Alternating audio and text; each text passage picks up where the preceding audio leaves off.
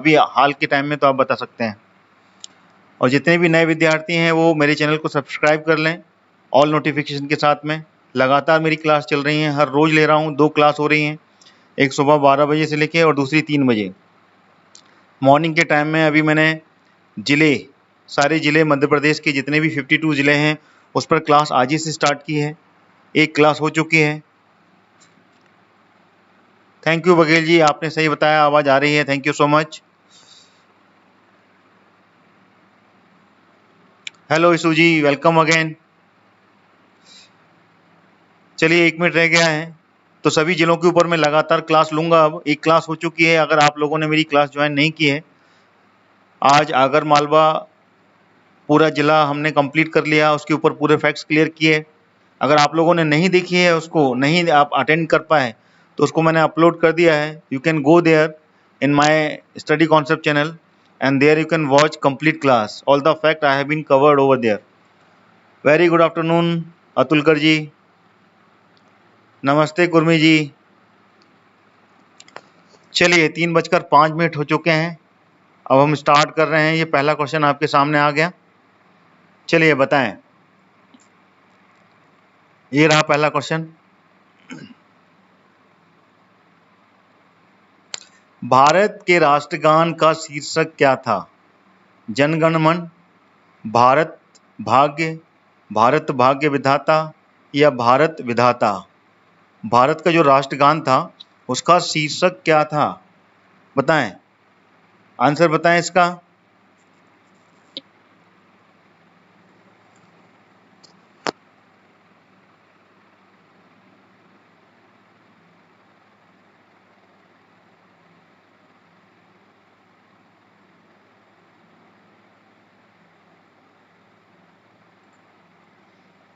चलिए आंसर इसका आप लोग दे रहे हैं।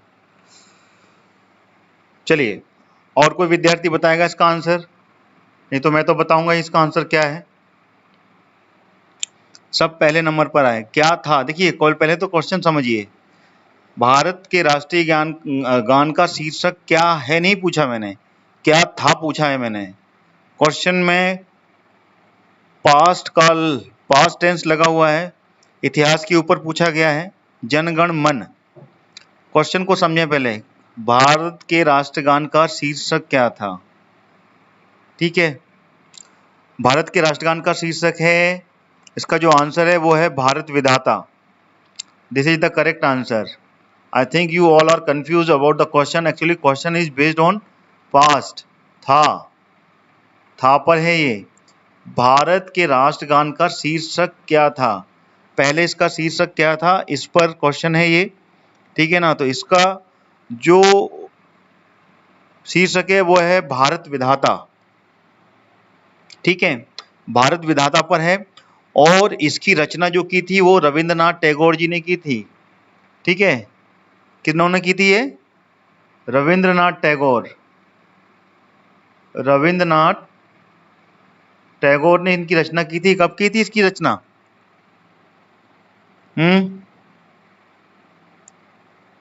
चलिए जब भी की हो, लेकिन ये मूल रचना की थी बंगाली में, बंगाली भाषा में इसकी रचना की थी, ठीक है। और सबसे पहले इसको 27 दिसंबर 1911 में कांग्रेस के अधिवेशन में पहली बार गाया गया था, ठीक है ना। कांग्रेस का जो अधिवेशन था उसमें इसमें पहली बार इसको गाया गया था। उसके बाद में 24 जनवरी 1950 को, ठीक है ना, इसको संविधान सभा में इसका हिंदी रूप में इसका राष्ट्रगान में स्वीकृति दी, ठीक है ना। 1950 में इसको हिंदी रूप में इसका संस्करण लाया गया और उसके बाद में ये जनगण मन बना, ठीक है ना। सबसे पहले इसका रूप था भारत भाग्य विधाता, ठीक है। बिल्कुल सही बोल रहे हैं Kurmi ji. So this is the actual fact which is I am discussing. इनको आपको ऐसे ही याद रखना है। शीर्षक था पूछा है, था मतलब पहले क्या था इसका, बाद में इसको अपडेट किया गया। जी बिल्कुल कुर्मी जी बता रहे हैं कलकत्ता अधिवेशन में इसको गाया गया था, ठीक है, बिल्कुल सही। चलिए अगले क्वेश्चन की ओर चलते हैं।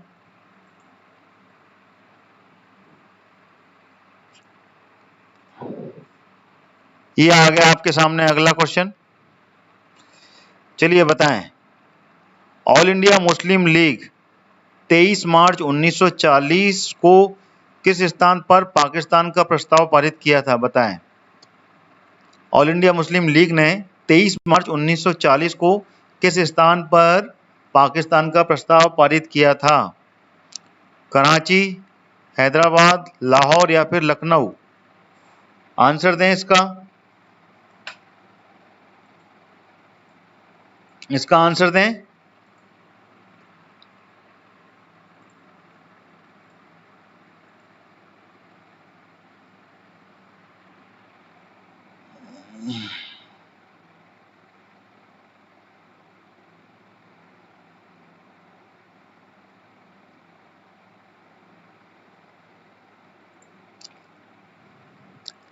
आप सभी को मेरी आवाज आ रही है? सभी विद्यार्थी बताएं। चलिए आंसर आना चालू हो गया, that means you are getting my voice, great. Atulkar ji Lahore पर जा रहे हैं। और कोई विद्यार्थी है जो इसका आंसर बताना चाहेगा? Someone have a confusion, that's why they are not giving the answer. If you know the answer then you can give, otherwise चलिए आंसर आ रहा है। गुड आफ्टरनून सोनाली जी। अच्छा, विजय वर्मा जी सोनाली जी को गुड आफ्टरनून कर रहे हैं, चलिए बढ़िया। एक दूसरे को गुड आफ्टरनून करते रहिए आप लोग बाद में। विजय वर्मा जी बढ़िया। मुस्लिम लीग का लाहौर अधिवेशन, चलिए कुर्मी जी बता रहे हैं। बिल्कुल सही जवाब दे रहे हैं जिन्होंने लाहौर को लगाया है। Lahore is the correct answer, ठीक है ना। See, Lahore is the correct answer. Lahore को पाकिस्तान प्रस्तावित किया था और इसमें मुस्लिम लीग ने इसको बहुल मुस्लिम क्षेत्र बनाने के लिए ये वाला प्रस्ताव पारित किया। और इसका जो नामकरण था पाकिस्तान, वो किसने रखा था? पाकिस्तान नाम किसने दिया था? जो इसका पाकिस्तान नाम रखा ये वाला, ये पाकिस्तान नाम देने वाला कौन व्यक्ति था? बताएं, किसी को मालूम है? पाकिस्तान देने वाला नाम ये था चौधरी रहमत अली। चौधरी रहमत अली ने ये पाकिस्तान नाम दिया था, ठीक है, जिसको कि लाहौर के क्षेत्र को उसने पाकिस्तान बनाया था, उसको पारित किया था, ठीक है। So coming to the next question, ये लीजिए अगला क्वेश्चन आ गया आपके सामने।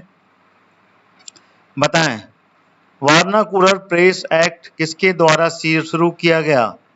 Sir Ashley Eden, Alexander John Arbuthnot या लॉर्ड लिटिन या लॉर्ड स्टैनले? इसमें से कौन सा आंसर सही है? बताएं। वर्नाकुलर प्रेस एक्ट किसके द्वारा शुरू किया गया?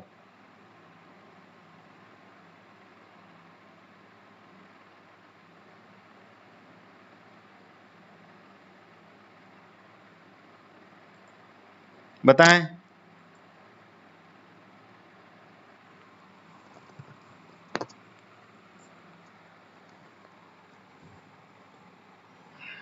चलिए आंसर आना चालू हो गया। अतुलकर जी बी पर जा रहे हैं और फिर कुर्मी जी लेटिन पर आए हैं। चलिए आंसर जिन्होंने लॉर्ड लिटिन दिया है वो सही है। लॉर्ड लिटिन ने ये वर्नाकुलर प्रेस एक्ट शुरू किया था, ठीक है। लॉर्ड लिटिन के द्वारा ये प्रेस पारित किया गया था। वर्नाकुलर प्रेस अधिनियम बोलते हैं इसे, जिसको कि 1878 में 1878 में ये वर्नाकुलर प्रेस एक्ट बोलते हैं इसे, प्रेस एक्ट या फिर अधिनियम बोलते हैं, ये लागू किया गया था और इसको लॉर्ड लिटन ने चालू किया था। Lord Lytton is the correct answer, ठीक है ना। और इन्होंने जो जिस समय प्रेस की जो आज़ादी थी, देसी प्रेस में जो प्रतिबंध लगाया था, उस पर आज़ादी के लिए ये वर्नाकुलर प्रेस एक्ट लाया गया था। और इसको इस अधिनियम के तहत जो राष्ट्रवादी अखबार हैं, ठीक है ना, उस पर छूट दी गई थी, ठीक है। और सबसे पहला अखबार था सोम प्रकाश। सोम प्रकाश सबसे पहला अखबार था जिसपे कि प्रतिबंध लगाया था, ठीक है ना। फिर उसके बाद में लगातार सारे प्रेस पर लगाई गई थी। ये सबसे पहला अखबार था इस पे कि प्रतिबंध लगाया गया, उसके बाद में फिर बाकी की प्रेस की आज़ादी छीन ली गई थी, ठीक है। अच्छा, कोई ये बताएगा कि ये प्रेस पर प्रतिबंध किसने लगाया था? बताएं। प्रेस प्रेस पर प्रतिबंध किसने लगाया था? Somebody knows about that? Press पर प्रतिबंध लगाने वाला व्यक्ति कौन था?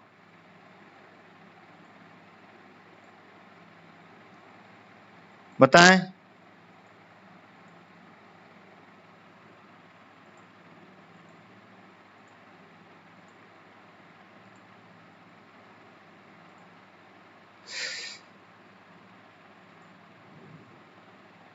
चलिए, आप लोग नहीं बता पा रहे, बता रहे हैं आप लोग?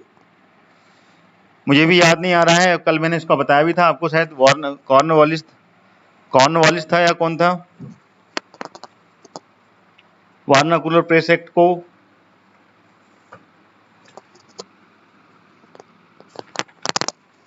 चलिए 2 मिनट रुकिए, मैं बताता हूं आपको।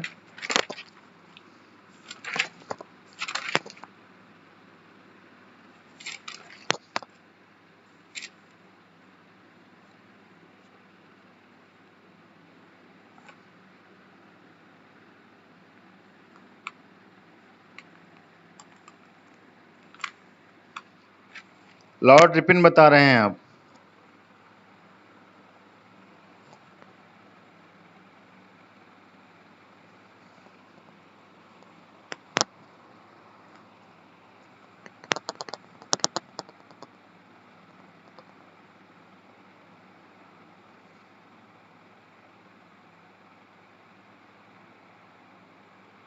चलिए, इसके बारे में मैं कंफर्म और करूंगा, मेरे पास में अभी कुछ ज़्यादा मटेरियल है नहीं है, मैं भूल रहा हूँ इसके बारे में। प्रतिबंध लगने के बाद में इन्होंने खोला था, इतना आपको याद रखना है। चलिए अगले क्वेश्चन की जाते हैं, समय ज़्यादा चला जाएगा नहीं तो उसको रेफर करने में। चलिए अगला क्वेश्चन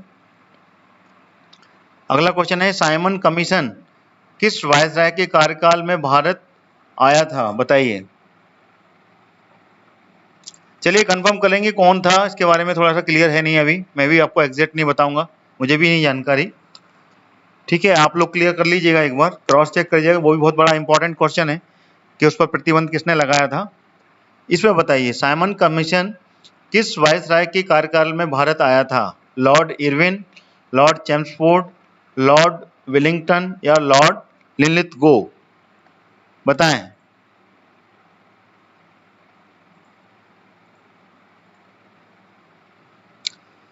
बताएं, साइमन कमीशन किसके कार्यकाल में आया था? कौन वायसराय था उस समय?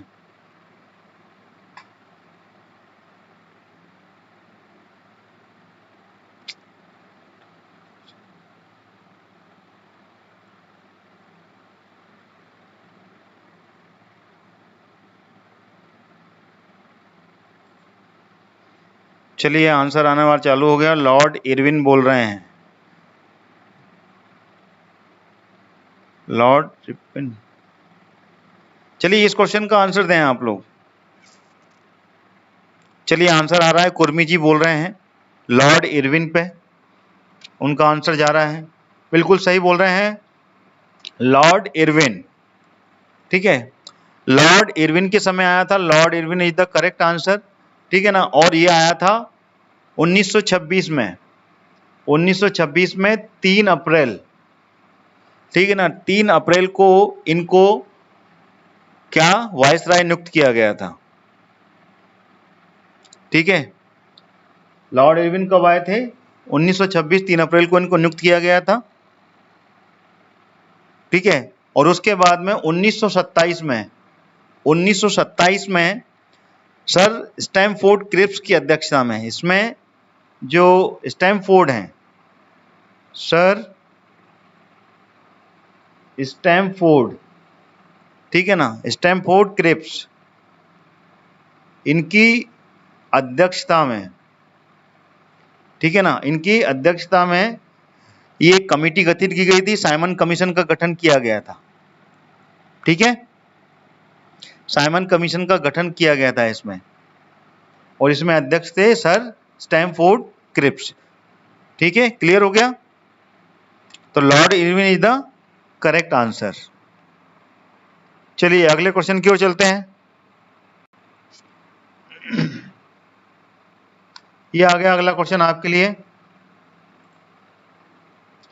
बताएं, गवर्नर जनरल लॉर्ड एलेनबोरो के कार्यकाल में किस अधिनियम के दौरान दासत्व के गैरकानूनी घोषित किया गया था? बताएं, इसका आंसर दें। अधिनियम 4, अधिनियम 6, अधिनियम 5, अधिनियम 3 या अधिनियम 7?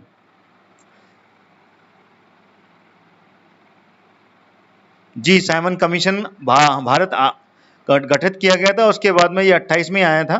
ठीक है ना, क्वेश्चन जो था उसमें मैंने आंसर दिया बिल्कुल सही। 3 फरवरी 1928 साइमन कमीशन भारत आया।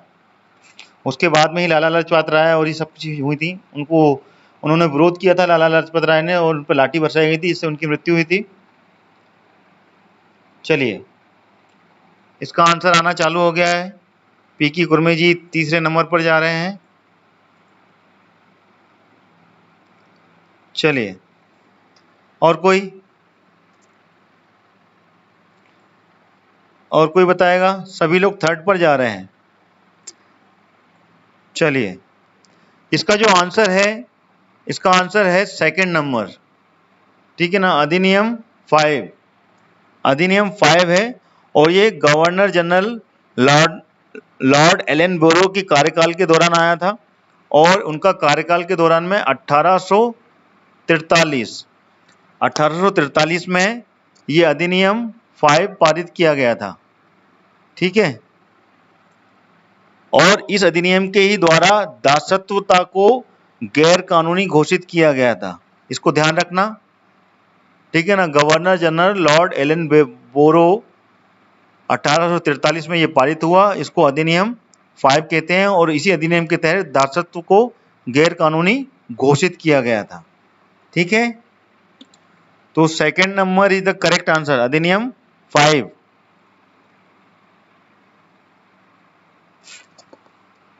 चलिए अगला क्वेश्चन। जो भी नए विद्यार्थी जुड़ रहे हैं वो मेरे चैनल को सब्सक्राइब कर लें, और वीडियो को लाइक जरूर करें अगर आपको पसंद आ रहा है। चलिए आगे बढ़ते हैं। ये आ गया अगला क्वेश्चन। प्लासी की लड़ाई का स्थान, प्लासी वर्तमान किस राज्य में स्थित है? पश्चिम बंगाल, बिहार, छत्तीसगढ़ या फिर झारखंड? बताएं, वेरी इजी क्वेश्चन।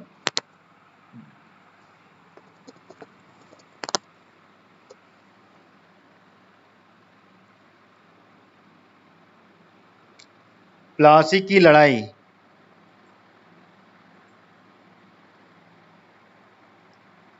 इसका आंसर क्या है?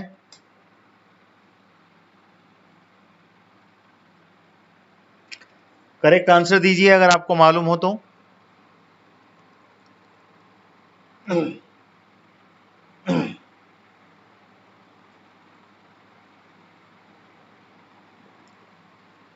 चलिए, विद्यार्थी आंसर दे रहे हैं, और जिन्होंने पश्चिम बंगाल लगाया है वो बिल्कुल सही लगाया है। प्लासी अभी करंट में पश्चिम बंगाल में है। ठीक है ना, पश्चिम बंगाल में है ये, यहाँ पे प्लासी की लड़ाई लड़ी गई थी। और प्लासी की लड़ाई जो शुरू हुई वो कब हुई थी और किसके बीच में हुई थी? ये हुई थी 1857 में। ठीक है ना, प्लासी की लड़ाई हुई थी। नहीं, कंफ्यूजन है इसमें। ये जो लड़ाई लड़ी गई थी, प्लासी की लड़ाई, आप में से कोई बताएगा कब लड़ी गई थी प्लासी की लड़ाई?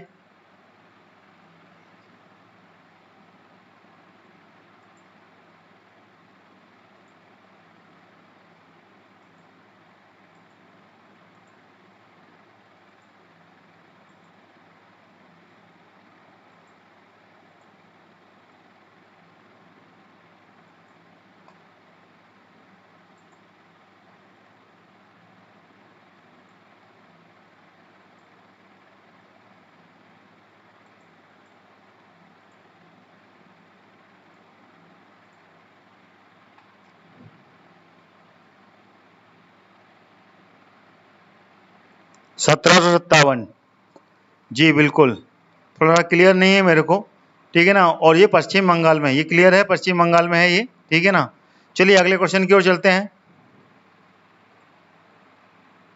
ये आगे अगला क्वेश्चन आपके लिए, 23 जून 1757। चलिए बिल्कुल सही, इसको आपको याद रखना है। और ये सिराजुद्दौला के बीच में फाइट हुई थी और उसमें सिराजुद्दौला की हार हुई थी, ठीक है ना। ईस्ट इंडिया कंपनी के साथ में इसका युद्ध हुआ था और इसमें सिराजुद्दौला हार गया था, ठीक है, बिल्कुल सही है। ये आ गया अगला क्वेश्चन, राष्ट्रीय विकास परिषद की स्थापना कब की गई? ये रिपीट हो रहा है क्वेश्चन, इसको आप बताएं। 9 अगस्त 1960, 6 अगस्त 1952, 15 सितंबर 1958 या 29 अगस्त 1960? बताएं इसका आंसर। कल भी ये पूछा था और आज दोबारा से ये आ गया है, इसका आंसर क्या है बताएं।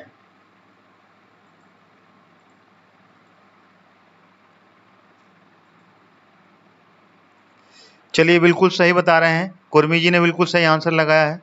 6 अगस्त 1952 इज द करेक्ट आंसर। राष्ट्रीय विकास परिषद की स्थापना की गई थी और प्रधानमंत्री की अध्यक्षता में, प्रधानमंत्री जवाहरलाल नेहरू जी थे उस टाइम पे प्रधानमंत्री, और उनकी अध्यक्षता में ये परिषद का गठन किया गया था और इसमें पंचवर्षीय योजनाओं के बारे में निर्णय लिया गया था, ठीक है ना। राष्ट्रीय विकास परिषद की जो स्थापना है इसलिए की गई थी, ठीक है। चलिए आगे बढ़ते हैं। ये आ गया अगला क्वेश्चन, चलिए बताएं। 1916 में कांग्रेस के लखनऊ अधिवेशन की अध्यक्षता किसने की थी? 1916 में लखनऊ अधिवेशन की अध्यक्षता किसने की थी? रास बिहारी बोस, अंबिका चरण मजूमदार या फिर भूपेंद्र नाथ बोस? उपरोक्त में से कोई नहीं। कौन सा आंसर सही है इसका?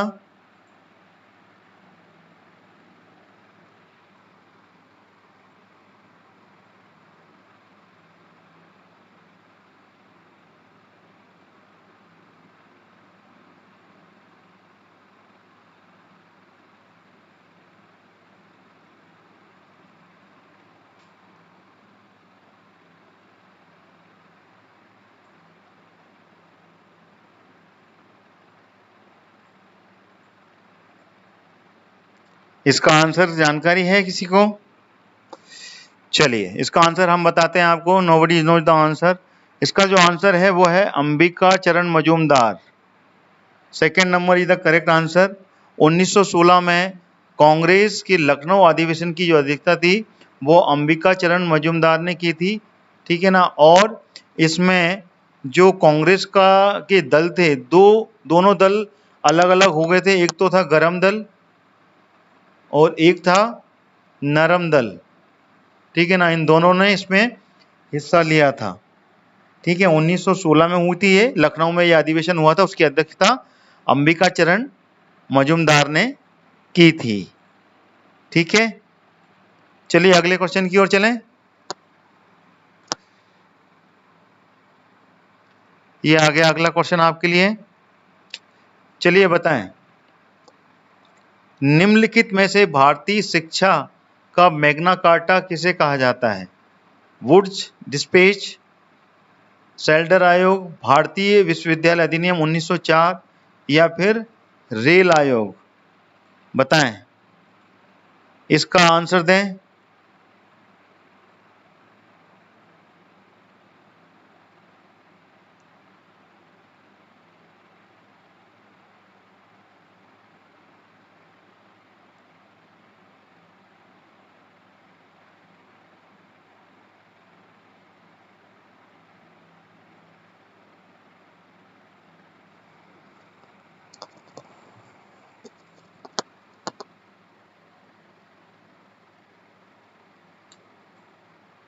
चलिए आंसर आ रहा है इसका। कुर्मी जी पहले नंबर पर जा रहे हैं, बाकी के अन्य विद्यार्थी बताएं इसका आंसर क्या है। चलिए बिल्कुल सही है कुर्मी जी, आप Wood's despatch is the correct answer, ठीक है ना। वुड डिस्पैच ही है जिसको कि भारतीय शिक्षा का मैग्ना कार्टा कहा जाता है, ठीक है ना, क्योंकि सर चार्ल्स, इनका पूरा जो नाम है वो है सर चार्ल्स वुड्स, ठीक है ना, जिनको कि वुड डिस्पैच के नाम पर इंडिया में, ठीक है ना, भारतीय शिक्षा का मैग्ना कार्टा कहते हैं। और इनका पूरा नाम है सर चार्ल्स वुड्स, जो कि ब्रिटिश ईस्ट इंडिया कंपनी के जो नियंत्रण बोर्ड था उसके ये अध्यक्ष थे। और उन्होंने सन 1854 में, ठीक है ना, लॉर्ड डलहौजी को, जो लॉर्ड डलहौजी थे उस टाइम पे, लॉर्ड डलहौजी 1857 में थे ना, 1857 की जो लड़ाई लड़ी गई थी, ठीक है ना, उस समय लॉर्ड डलहौजी थे। तो लॉर्ड डलहौजी को एक प्रेषण भेजा था, ठीक है ना, एक लेटर भेजा था। उस लेटर में उन्होंने कुछ सुझाव दिए थे। उसमें सुझाव दिया था कि जो प्राइमरी स्कूल्स हैं, ठीक है ना, प्राइमरी स्कूल में उन यहाँ की जो मातृभाषा है, मदर टंग, उसमें पढ़ाई होनी चाहिए। और जो हाई स्कूल्स हैं, उच्च विद्यालय, हाई स्कूलों में जो पढ़ाई है वहाँ पे अंग्रेजी शिक्षा होनी चाहिए, ये उन्होंने रिकमेंड किया था। इस कारण से इसको वुड डिस्पैच कहा जाता है, समझिए, ठीक है ना, क्लियर हो गया आपको, ठीक है, वेरी गुड। अगला क्वेश्चन आ रहा है, ये आ रहा है अगला क्वेश्चन, जलियांवाला बाग हत्याकांड से ठीक पहले कौन सी घटना घटी थी, बताएं। बंगाल विभाजन, एल्बर्ट बिल रोलेट एक्ट पारित होना, या फिर मिंटो मार्ले सुधार, जो जलियांवाला बाग कांड हुआ था उससे ठीक पहले कौन सी घटना घटी थी, बताएं।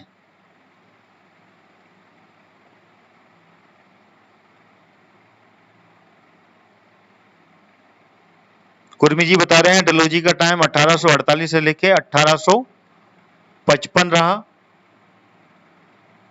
चलिए आंसर आ गया इसका, रोलेट एक्ट, अतुलकर जी बोल रहे हैं। Anyone knows about that answer, that questions answer. Rekha ji third पर जा रहे हैं, यीशु जी भी थर्ड पर जा रहे हैं। चलिए बिल्कुल सही है आपका answer, third number is the correct answer. Rowlatt Act पारित किया गया था, जलियांवाला बाग कांड हुआ था हत्याकांड, उससे ठीक पहले रोलेट एक्ट पारित किया गया था। और रोलेट एक्ट पारित होने के कारण ही उन्होंने जलियांवाला बाग में एक आम सभा बुलाई थी। उस आम सभा में ही, ठीक है ना, जो जलियांवाला में जनरल डायर ने गोलियां चलाई थी, उसी के उसमें वो गोलियां चलाई थी, ठीक है ना। और ये रोलेट एक्ट कब लागू हुआ था, कब पारित किया गया था, 18 मार्च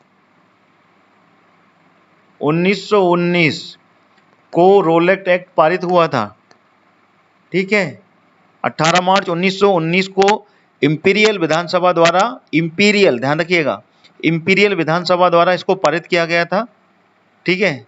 और इसमें जो क्रांतिकारी थे, जितने भी क्रांतिकारी थे उस समय के 1857 के बाद में जो भारत की आज़ादी में लड़ रहे थे, उन सभी को बिना ट्रायल के, यानी कि बिना किसी सुनवाई के सजा देने का प्रावधान रखा गया था।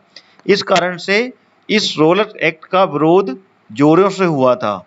मतलब उसमें ना कोई ट्रायल था, ना कोई सुनवाई थी, सीधे के सीधे उस पर सजा का प्रावधान रखा गया था बिना किसी ट्रायल के। तो इस कारण से रोलेट एक्ट का विरोध किया गया था और उसी के विरोध में जलियांवाला बाग में एक सभा बुलाई थी। तो उस सभा में जनरल डायर ने अंधाधुंध गोलियां चलाकर हजारों लोगों की जान ली थी, ठीक है। सो this is the fact about Jallianwala हत्याकांड, ठीक है ना। इसी तरीके से अगर मध्य प्रदेश में देखा जाए तो मध्य प्रदेश में भी एक कांड हुआ है, ठीक है ना, जिसको कि जलियांवाला बाग हत्याकांड कहते हैं। अब मैंने मध्य प्रदेश के बारे में पूछ ही लिया है तो वो बताएं, वो भी एक इतिहास की बहुत बड़ी कड़ी है, वो कौन सी है, उसका नाम मालूम है आपको? चलिए बताएं आप लोग, पहले मैं चर्चा कर चुका हूं, बताएं उसके बारे में जानकारी है। जलियांवाला बाग के तरह मध्य प्रदेश में भी हुआ, चरण पादुका नरसंहार हुआ था। ये कहाँ हुआ था चरण पादुका नरसंहार? छतरपुर में। छतरपुर में हुआ था ये चरण पादुका नरसंहार, जिसको कि जलियांवाला बाग कांड कहा जाता है। ठीक है,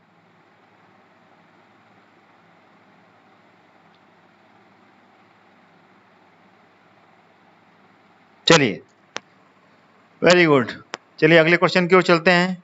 काफी समय गया इस क्वेश्चन में। ये आ गया अगला क्वेश्चन आपके लिए। चलिए अगले क्वेश्चन, बिल्कुल 1931, आप बिल्कुल सही कह रहे हैं। 1931 में हुआ था चरण पादुका नरसंहार, छतरपुर में हुआ था। चलिए अगला क्वेश्चन, प्रत्यक्ष कार्रवाई दिवस 16 अगस्त 1946 किसके द्वारा मनाया गया? Muslim league, Christian league, Sikh league या हिंदू लीग? कौन सा सही है आंसर, बताएं।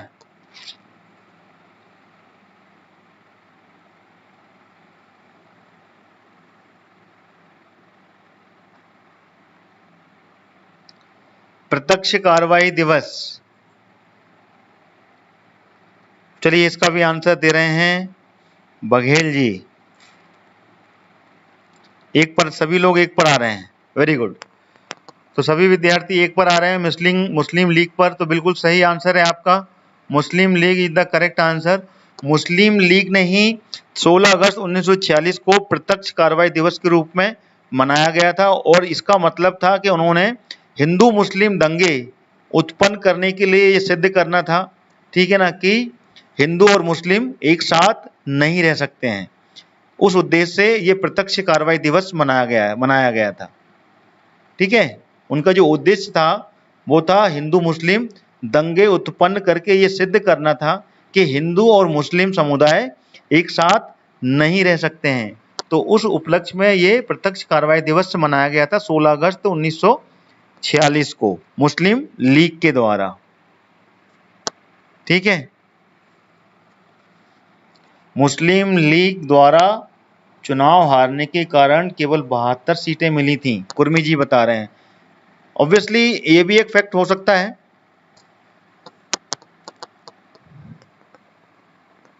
चलिए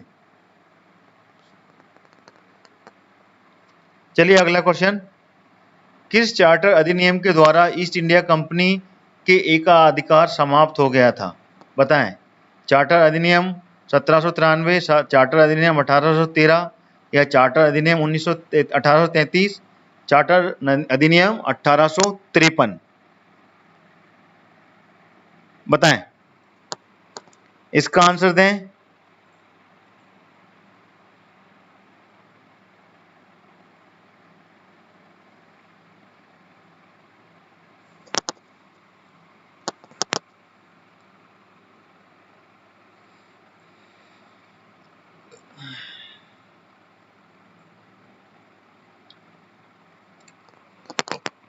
सही आंसर पता है तभी आप दें। चलिए इसका आंसर और कोई देना चाहेगा? इसका जो आंसर है, चलिए सब चौथे नंबर पर जा रहे हैं। एक का दिया आंसर, फिर दूसरा भी चौथा ही बताया, तीसरे ने भी चौथा बताया। चलिए सभी चौथे पे आ रहे हैं। चार्टर अधिनियम,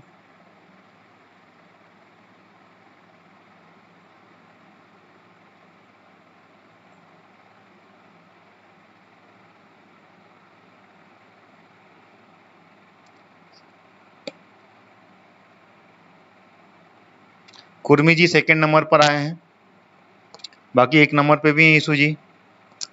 चलिए 1813 is the correct answer. Charter अधिनियम 1813 के तहत, ठीक है ना, इसको चार्टर नियम, इसको नवीनीकृत, इसका रिन्यूअल किया गया था, रिन्यू हुआ था ये। और इसमें जो ब्रिटिश ईस्ट इंडिया कंपनी है उसके जो व्यापारिक अधिकार थे, व्यापार बिजनेस के जो अधिकार थे, जो राइट्स थे, उसको समाप्त कर दिया गया था। व्यापार करने के जो एकाधिकार थे उसको समाप्त किया गया था, और उसके तहत ये, ठीक है ना, उसके तहत यह अधिनियम कहलाता है चार्टर अधिनियम 1813। चलिए अगले क्वेश्चन की ओर चलें। ये आ गया अगला क्वेश्चन।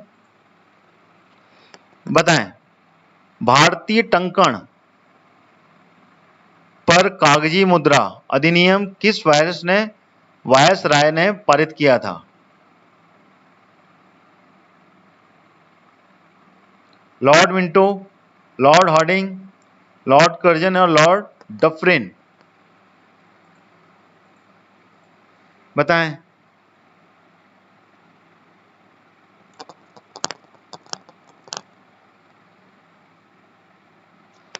भारतीय टंकण बोल सकते हैं या फिर इसको कागजी मुद्रा अधिनियम बोल सकते हैं।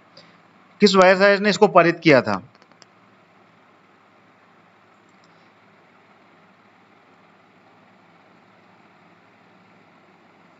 इसका आंसर बताएं। Don't know. Hardinge.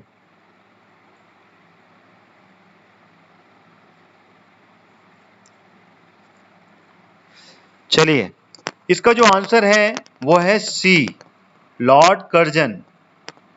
Lord Curzon के समय में ये जो अधिनियम है ये पारित हुआ था, ठीक है ना। और इस समय का जो इस समय एक इसको बोल सकते हैं स्वर्ण मानक की शुरुआत हुई थी, जो कागजी मुद्रा अधिनियम चालू हुआ था, और ये हुआ था 1899 में, ठीक है ना। 1899 में कर्जन को जब भारत का वायसराय नियुक्त किया गया था, ठीक है ना, उस समय ये कागजी मुद्रा अधिनियम 1899 इसको पारित किया गया था, और इसे भारत का स्वर्ण मानक की शुरुआत हुई थी, ठीक है ना। गोल्डन स्वर्ण मानक की से शुरुआत की गई थी। तो इसका है लॉर्ड कर्जन, ठीक है। चलिए अगला क्वेश्चन आ रहा है।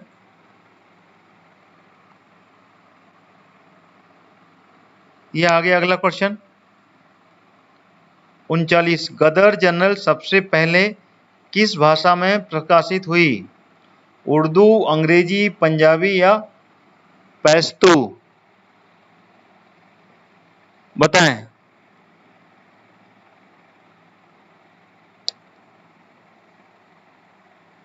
चलिए, सभी को ईद मुबारक हो, अगर ईद के बारे में आप लोग बधाई दे रहे हैं।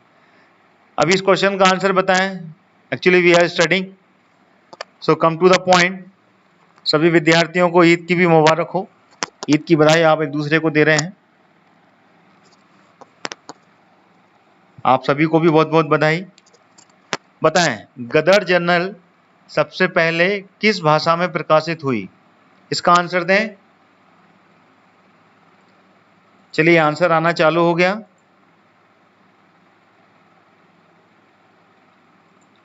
चलिए, बिल्कुल सही बोल रहे हैं जो विद्यार्थी उर्दू की तरफ में जा रहे हैं, तो Urdu is the correct answer. Ghadar journal जो थी वो उर्दू में स्टार्ट हुई थी, Urdu is the correct answer. और इसकी शुरुआत हुई थी 1913 में। 1913 में गदर पत्रिका, इसका प्रकाशन उर्दू भाषा में हुआ था, ठीक है ना। उसके पश्चात पहले तो ये उर्दू में हुई थी, उर्दू के बाद में फिर बनी थी ये अंग्रेजी में, फिर ये अंग्रेजी में आई थी। अंग्रेजी के पश्चात फिर पंजाबी में आई, ये सब लाइन बाई लाइन, ठीक है ना। पंजाबी के बाद में फिर इसका जो प्रकाशन है वो पश्तो में हुआ था। तो पहला उर्दू था, दूसरी अंग्रेजी में आई थी, फिर तीसरे नंबर पे पंजाबी, फिर चौथे नंबर पे पश्तो हुई थी। ये चारों भाषा में प्रकाशित, लेकिन समय का जो पहिया है वो इस तरीके से है, समय का चक्र। सबसे पहले उर्दू, फिर अंग्रेजी, फिर पंजाबी, फिर पश्तो, ठीक है ना। 1913 में ये प्रकाशित हुई थी, ठीक है। चलिए अगले क्वेश्चन की ओर चलें। ये आ गया अगला क्वेश्चन। बताएं, मुस्लिम लीग ने किस अधिवेशन में मोहम्मद अली जिन्ना ने बांटो और छोड़ो का नारा दिया था?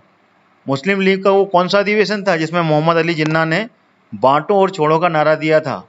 लखनऊ अधिवेशन 1931, कराची अधिवेशन 1933, लाहौर अधिवेशन 1940 या फिर कराची अधिवेशन 1943? बताएं आप सभी लोग इसका आंसर। I am waiting.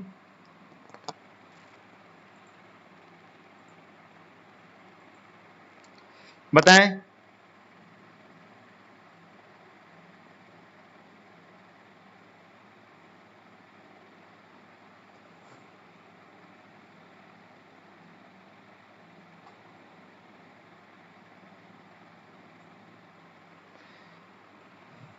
चलिए इसका आंसर आ रहा है, मुस्लिम लीग के कौन सा अधिवेशन था, सभी लोग दे रहे हैं। चलिए जो लोग 4th नंबर पे आ रहे हैं, ठीक है ना, 4थे नंबर पर आ रहे हैं, कराची अधिवेशन 1943 इज द करेक्ट आंसर। 1943 में ये अधिवेशन हुआ था, उसमें मोहम्मद अली जिन्ना ने बांटो और छोड़ो का नारा दिया था। और मुस्लिम लीग की जो स्थापना हुई थी कब हुई थी, बताएं। मुस्लिम लीग की स्थापना, इसकी जो स्थापना हुई थी ये कब हुई थी, ये हुई थी 1906 में, जिसको कि मोहम्मद अली जिन्ना और कौन, रहमत अली, चौधरी रहमत अली, इन दोनों के द्वारा की गई थी। इसमें प्रमुख थे मोहम्मद अली जिन्ना, ठीक है ना, इसके प्रमुख नेता थे। और इस मुस्लिम लीग की स्थापना का जो मुख्य उद्देश्य था इनका, वो था मुस्लिमों के अधिकारों की रक्षा करना, ठीक है ना। लेकिन उसके बाद में इन्होंने मुस्लिम लीग के जो मुसलमानों के लिए इस लीग ने अलग देश की मांग शुरू कर दी थी। सबसे पहले 1906 में इसकी शुरुआत सिर्फ मुस्लिमों के जो हित हैं, उनके जो उद्देश्य हैं, उनके अधिकारों की रक्षा करना इनका मुख्य उद्देश्य था। बाद में इन्होंने अलग देश की मांग भी शुरू की थी, ठीक है। चलिए बिल्कुल सही। 1905 में ठाकुर जी, जो बघेल जी बोल रहे हैं, 1905 में हुआ था बंगाल विभाजन। बंगाल विभाजन आप ऐसे याद कर सकते हैं, इसको एक ट्रिक रहेगी। बंगाल विभाजन के तुरंत बाद, बंगाल विभाजन के तुरंत बाद मुस्लिम लीग की स्थापना की गई थी। इस तरीके से आप याद रख सकते हैं, 1905 में बंगाल विभाजन और 1906 में मुस्लिम लीग की स्थापना हुई। चलिए अगला क्वेश्चन आ गया, बताएं। चंद्रशेखर आजाद की शहादत की तारीख क्या थी, बताएं। कब चंद्रशेखर आजाद ने अपनी शहादत दी थी? फरवरी, 27 फरवरी 31 को, 11 फरवरी 1931, 13 अप्रैल 1931 या 14 अगस्त 1931, बताएं। इसका आंसर दें।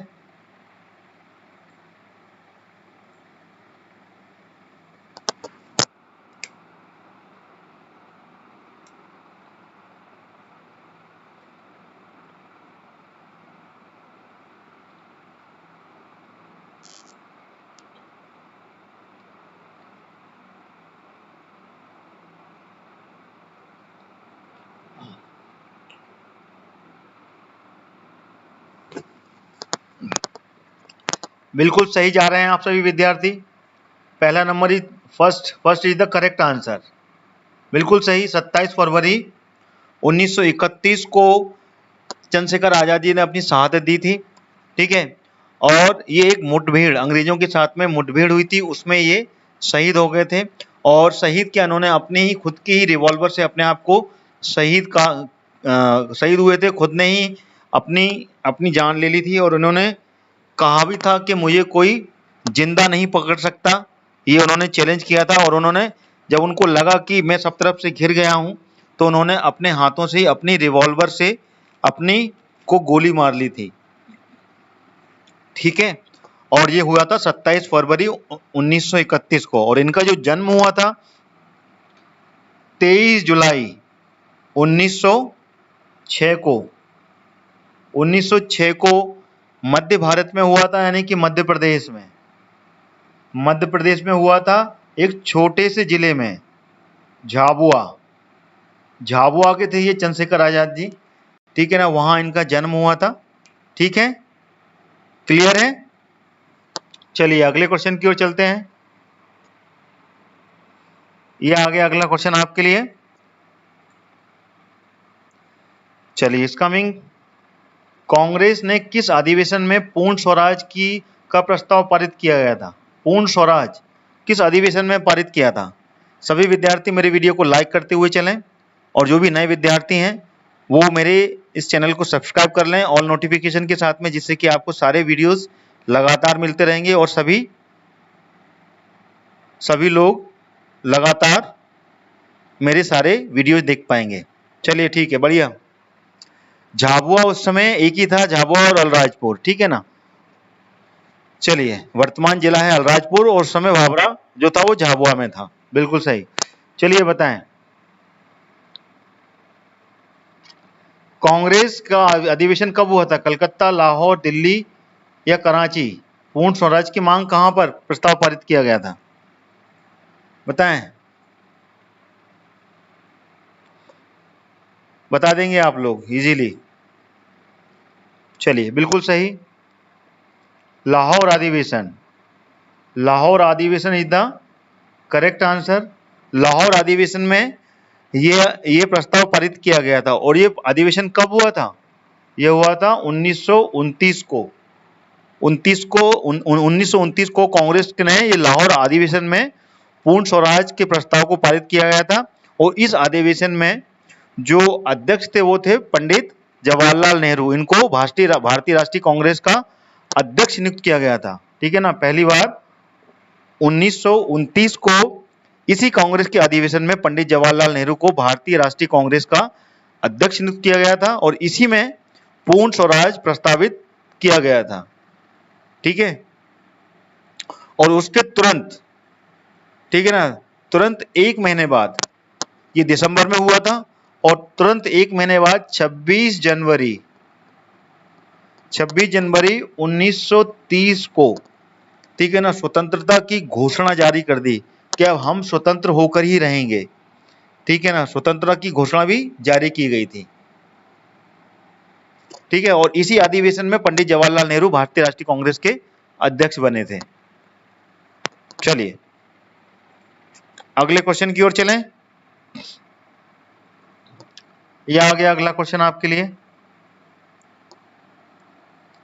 समुद्री व्यापार के संदर्भ में कार्तराज व्यवस्था का उपयोग किसके द्वारा किया जाता था? डच, फ्रांसीसी, अंग्रेज या पुर्तगाली? बताएं।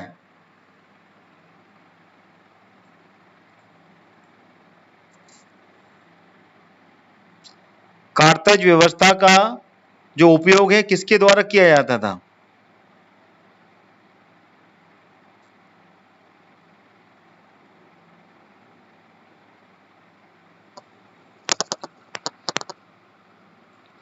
चलिए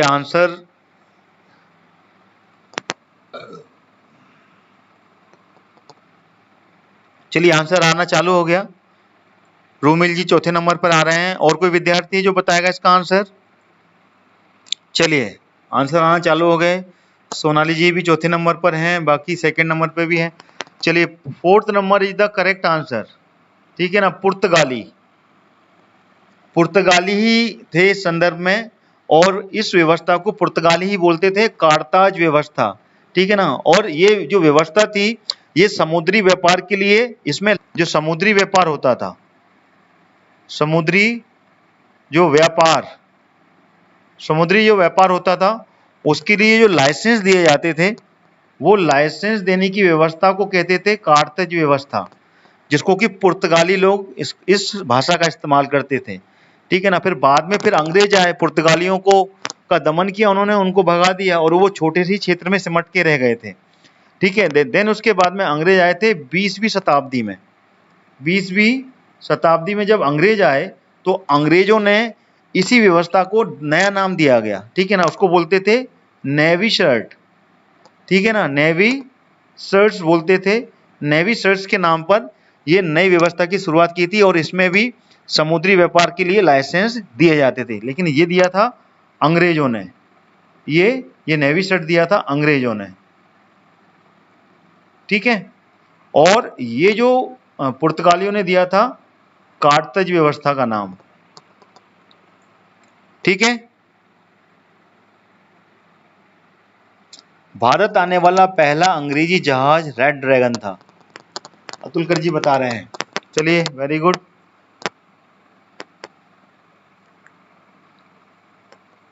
ये आ गया अगला क्वेश्चन।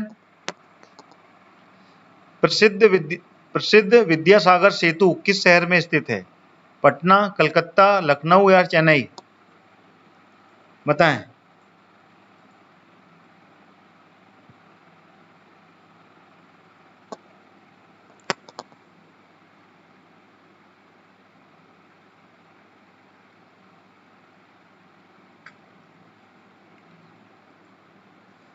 इसका आंसर दें, जल्दी बताएं।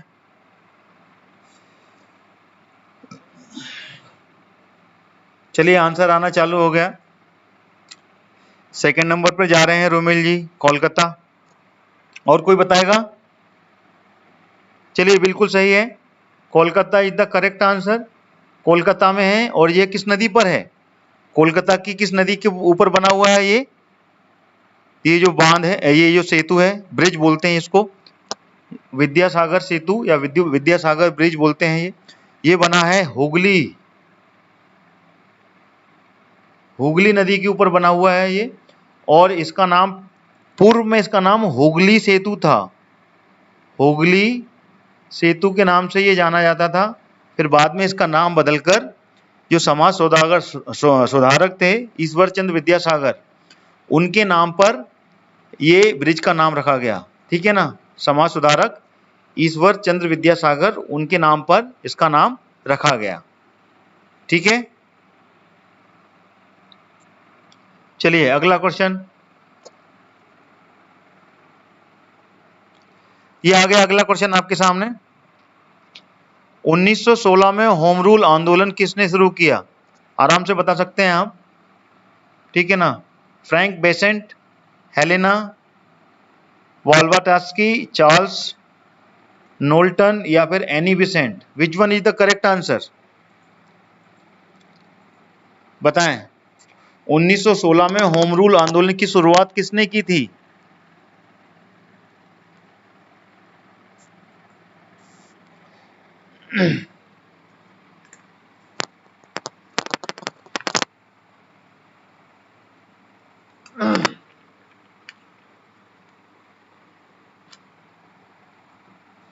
चलिए आंसर आना चालू हो गया। रोमिल जी बता रहे हैं आंसर।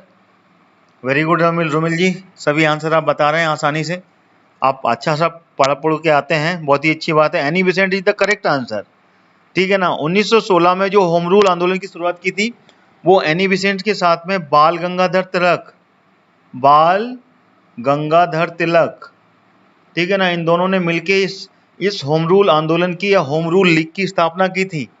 और ये 1916 में हुआ था, जिसमें एनी बेसेंट और बाल गंगाधर तिलक दोनों थे। ठीक है, चलिए फटाफट कर लेते हैं, टाइम ज़्यादा जाता है। ये आ गया अगला क्वेश्चन। 1 घंटा ऑलमोस्ट होने वाला है। चलिए, निम्नलिखित में से किस तारीख को भगत सिंह को फांसी दी गई थी? बताएं। भगत सिंह सबसे प्रिय क्रांतिकारी, 19 मार्च 1931, 23 अप्रैल, 24 मार्च, 23 अप्रैल या फिर 14 मार्च 1931 को? बताइए इसमें से कौन सा आंसर सही है? बताएं।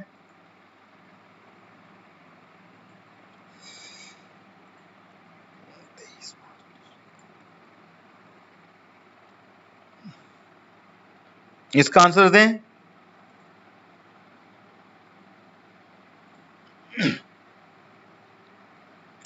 चलिए, बिल्कुल अतुलकर जी बता रहे हैं, रूमिल जी भी बता रहे हैं, बिल्कुल सही है। 23 मार्च 1931 इज द करेक्ट आंसर। 23 मार्च 1931 को भगत सिंह को ये फांसी दे दी गई थी। और भगत सिंह की उस समय उम्र कितनी थी? देखिए, किस्मत की बात है, उस समय भगत सिंह की उम्र भी 23 वर्ष थी। What a coincidence. 23 वर्ष की उम्र में इनको मृत्यु दंड दिया गया था, फांसी की सजा दी गई थी। ठीक है ना, और ये फांसी की सजा जो दी गई थी वो किसके लिए दी गई थी? जॉन सैंडर्स की जो हत्या का आरोप लगाया गया था उस पर इनको फांसी की सजा दी गई थी। और 23 मार्च 1931 को इनके साथ साथ 2 और क्रांतिकारी थे, राजगुरु और सुखदेव। ठीक है ना, राजगुरु और सुखदेव, इनको भी एक साथ फांसी दी गई थी।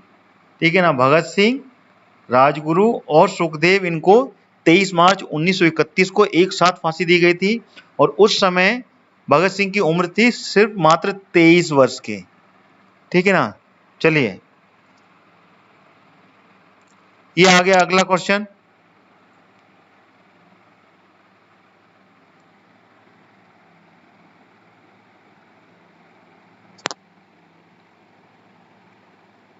चार मार्च 1931 को महात्मा गांधी और वायसराय इरविन के मध्य समझौता संपन्न हुआ था। कौन सा? इरविन समझौता। किस नाम से जानते हैं इसको? 5 मार्च को हुआ था गांधी इरविन समझौता। चलिए कंफर्म कर लीजिए आपस में, विच वन इज द करेक्ट, 5 मार्च या 4 मार्च। चलिए आंसर क्वेश्चन आ गया अगला। वेदों की ओर लौटो का नारा किसने दिया था? स्वामी विवेकानंद, स्वामी दयानंद सरस्वती, रामकृष्ण परमहंस या इनमें से कोई नहीं? बताएं। इसका आंसर दें। चलिए आंसर आ रहा है इसका, सभी लोग सेकंड पर जा रहे हैं अभी तक तो। बिल्कुल सही है second, Swami Dayanand Saraswati is the correct answer. Swami Dayanand Saraswati ने ही ये नारा दिया था, वेदों की ओर लौटो। ठीक है ना। और स्वामी दयानंद सरस्वती ने ही आर्य समाज की स्थापना की थी। आर्य समाज की स्थापना की थी। कब की थी ये? 1875 में, 1875 में आर्य समाज की स्थापना की थी। और वे संस्कृत और वेदों के ये प्रकांड विद्वान थे। संस्कृत और जो वेद थे, ऋग्वेद, अथर्ववेद, यामवेद, ठीक है ना, यजुर्वेद, उन सभी के ये प्रकांड विद्वान थे। ये काफी ज्यादा जानकारी थी। और इन्होंने ही, ठीक है ना, पहली बार वेदों की छपाई का, ठीक है ना, छपाई की शुरुआत की थी। और इन्होंने ही ये नाम दिया था, वेदों की ओर लौटो, स्वामी दयानंद सरस्वती ने। और इन्होंने ही आर्य समाज की स्थापना भी की थी। चलिए अगला क्वेश्चन आ रहा है। चलिए अगला क्वेश्चन, वर्नाकुलर प्रेस अधिनियम और सशस्त्र अधिनियम किस वायसराय द्वारा पारित किया गया? देखिए आराम से बता सकते हैं आप, पहले भी ये क्वेश्चन आ चुका है वर्नाकुलर प्रेस के तहत। Easily you can give the answer.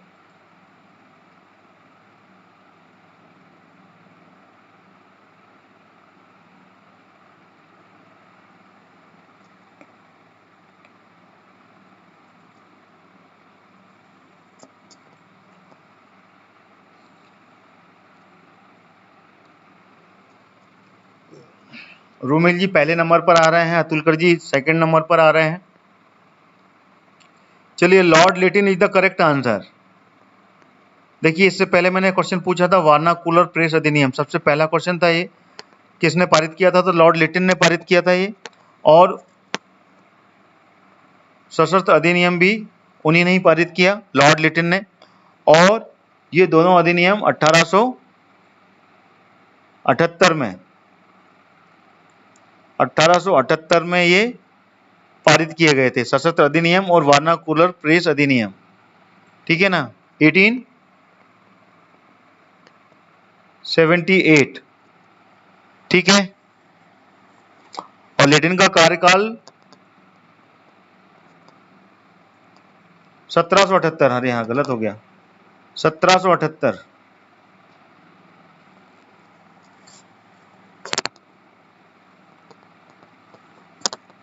1778, 1858 को तो फिर गवर्नर जनरल हो गए थे।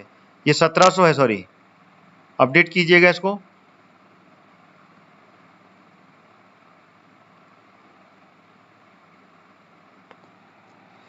ठीक है।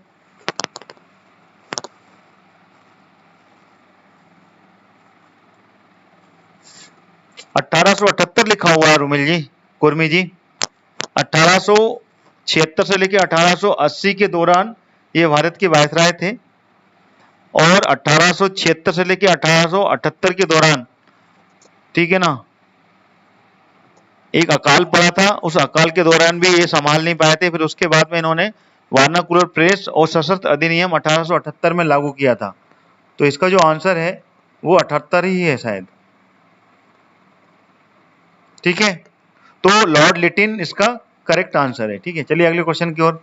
वेरी कंफ्यूजिंग एक्चुअली, हिस्ट्री है किस बुक्स में कहाँ मिलती है। चलिए अगला क्वेश्चन, जहांगीर निम्नलिखित में से किसे इंग्लिश खान कहा जाता था?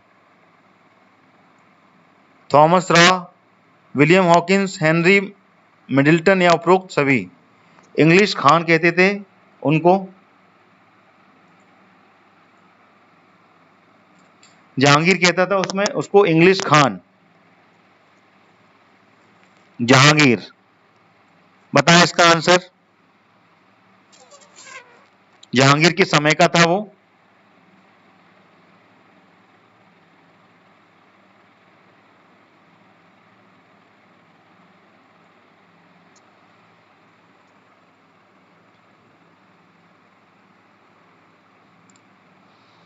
चलिए आंसर इसका दे रहे हैं आप लोग। इसका आंसर है William Hawkins. William Hawkins is the correct answer. Hawkins ही था जो कि जहांगीर के काल में भारत आया था। भारत आया था ये सबसे पहले इंडिया, ठीक है ना। सबसे पहले इंडिया जो आया था वो अंग्रेजों में से वो विलियम हॉकिंस आया था और वो जहांगीर के दरबार में सबसे पहले पहुंचा था, ठीक है ना। कब आया था ये इंडिया? 1607 में। 1607 में ये रवाना हुआ था, ठीक है ना, इंडिया के लिए। और 1608 में आके ये इंडिया के सूरत बंदरगाह वहां पे जाके पहुंचा और सबसे पहले उसने जहांगीर से ही यहाँ पर बिजनेस करने की परमिशन ली थी। तो जहांगीर ने यहाँ पर परमिशन दे दी थी मुगल काल में, जब जहांगीर का यहाँ पर राज था, शासन था, ठीक है।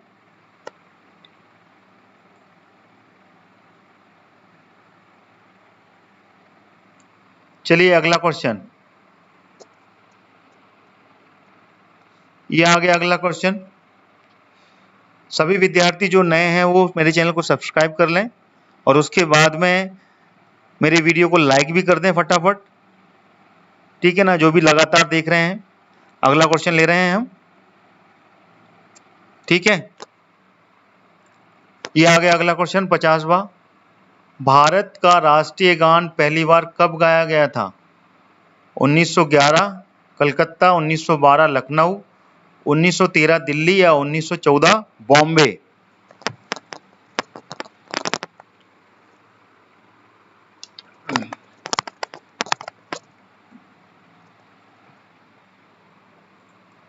सभी लोग आंसर देना चालू कर गए हैं। बिल्कुल सही दे रहे हैं आप लोग। पहले भी मैं इस क्वेश्चन को शायद किसी माध्यम से आपके सामने ला चुका हूं। 1911 कलकत्ता में ये गाया गया। कलकत्ता का जो कांग्रेस अधिवेशन हुआ था 1911 में, वहां पर सबसे पहले राष्ट्रगान गाया गया था, ठीक है, कलकत्ता अधिवेशन में। तो मेरे सभी विद्यार्थियों, ये पूरे 50 क्वेश्चन खत्म हो गए हैं। आज के 25 क्वेश्चन मैंने पूरे कवर कर लिए। आप सभी विद्यार्थी लगातार मेरे साथ जुड़े रहें। कल फिर हाजिर होऊंगा आपको अगली मॉडर्न हिस्ट्री ऑफ इंडिया पर क्वेश्चन लेकर, और कुछ फैक्ट्स आप भी बताएं, कुछ मैं बताता हूं, साथ मिलकर पढ़ेंगे, आनंद आएगा और जानकारी ज़्यादा से ज़्यादा एक दूसरे के साथ शेयर कर पाएंगे। जो नए विद्यार्थी हैं, बार बार कह रहा हूँ, चैनल को सब्सक्राइब कर लें और मेरी वीडियो को लाइक करते हुए चलें। और कल फिर मिलते हैं, कल दोपहर 12 बजे। आप सभी विद्यार्थी, अगर नहीं मालूम है आपको, तो 12 बजे मैं मध्य प्रदेश के ज़िलों पर वीडियो ला रहा हूँ। हर रोज़ नया ज़िला आ रहा है। आज से चालू हुआ है वो क्लास। तो आज जो क्लास चालू हुई है वो आगर मालवा कंप्लीट हो गया है। जो विद्यार्थी नहीं देख पाए हैं वो आगर मालवा को पूरा देख लें। और कल होगा अनूपपुर ज़िला, ठीक है। आप सभी को भी ईद मुबारक, ठीक है। तो कल होगा अनूपपुर ज़िला 12 बजे से 1 बजे तक, फिर 3 बजे से अगली क्लास होगी ये मॉडर्न हिस्ट्री ऑफ इंडिया की। तो लगातार 2 क्लास ले रहा हूँ, सभी विद्यार्थियों को मैं बता रहा हूँ। आप लगातार जुड़े रहें और अपने स्टडी को कंटिन्यू रखें मेरे चैनल के साथ में, स्टडी कॉन्सेप्ट के साथ में। आप चाहें तो इसको आगे भी शेयर कर दें हमारे सभी ग्रुप्स में। आपके सभी जितने भी ग्रुप्स हैं तो वो भी इसके माध्यम से काफ़ी कुछ कंप्लीट कर पाएंगे। तो thank you so much for joining this class.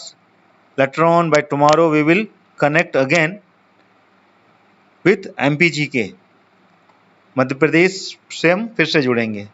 बहुत बहुत शुक्रिया आप लोगों का। कल फिर मिलते हैं 12 बजे अनूपपुर जिले के साथ में।